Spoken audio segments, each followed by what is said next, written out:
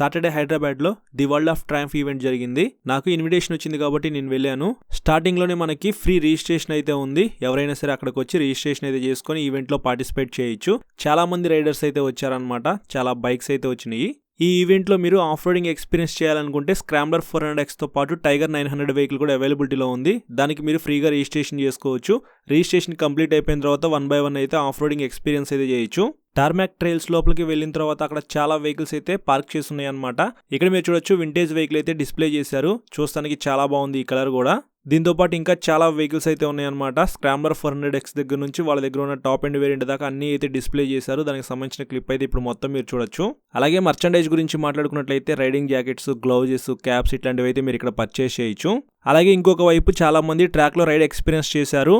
Street 3RS, Trident 660, Daytona 660 ఇట్లాంటి vehicles తో మీరు ట్రాక్ ఎక్స్పీరియన్స్ అయితే చేయొచ్చు. అలాగే కొంతమంది స్పెషల్ గెస్ట్స్ అయితే వచ్చారు. వాళ్ళ స్పీచ్ మొత్తం అయితే విన్నాము. చాలా ఇన్స్పైరింగ్ అయితే అనిపించింది. సో అవన్నీ కంప్లీట్ చేసుకుని నేను ఇంటికి అయితే రిటర్న్ అయిపోయాను. సో ఇట్లా the world of Triumph event అయితే జరిగింది.